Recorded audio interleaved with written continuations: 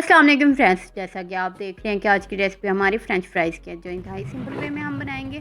चलिए इसे बनाना हम स्टार्ट करते हैं। मैंने 3 पोटैटो लिए हैं, उन्हें पील आउट कर लिया था। अब साइडों में हल्का हल्का सा कट लगा रही हूँ ताकि बाकायदा शेप बन जाए। मैं 3 कट लगाऊंगी। बिल्कुल आपने भी ऐसे ही करना है। अगर आपके पास कटर है तो आप उससे बना सकते हैं, बेहतरीन शेप बन जाएगी। जी, आपने भी इतना ही मोटा रखना है। मैंने पानी लिया है, इसे अच्छे से वॉश करेंगे।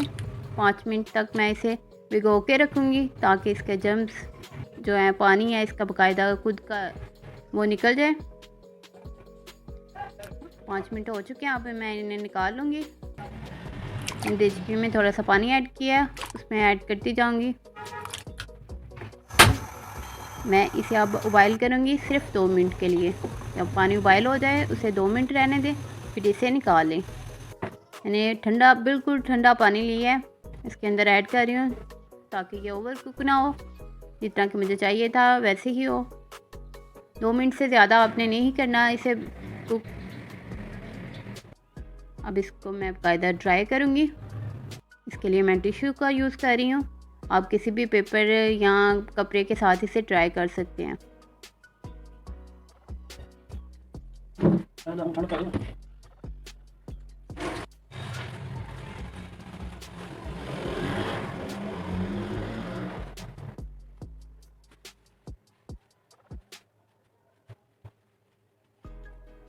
अच्छे से ड्राई करने के बाद अब हम अपने नेक्स्ट स्टेप की तरफ चलते हैं।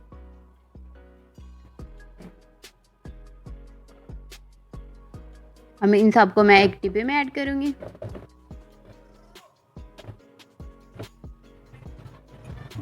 मैं 1.5 चम्मच मैदे का यूज़ कर रही हूँ। आप क्वांटिटी देख लें, आपके आलू जितने हों उस हिसाब से आप यूज़ कर लें। डस्ट करूँगी हल्का हल्का, बिल्कुल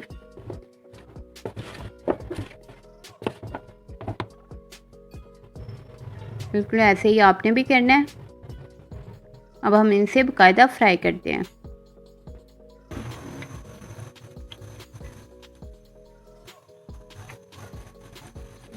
इसमें मैंने कुछ भी ऐड नहीं किया, ना ही नमक यूज़ किया, ना ही कुछ और।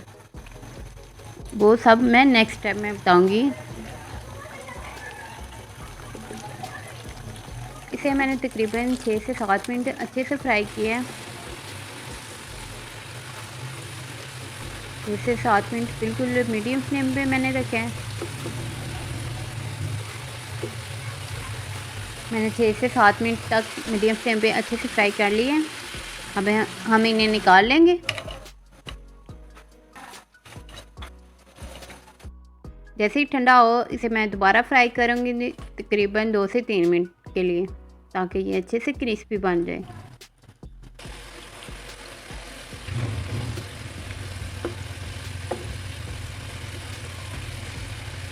रेसिपी अच्छी लगी हो तो प्लीज़ इसको शेयर करना ना भूलिएगा। लाइक करें और कमेंट में बताएं कि रेसिपी कैसी लगी।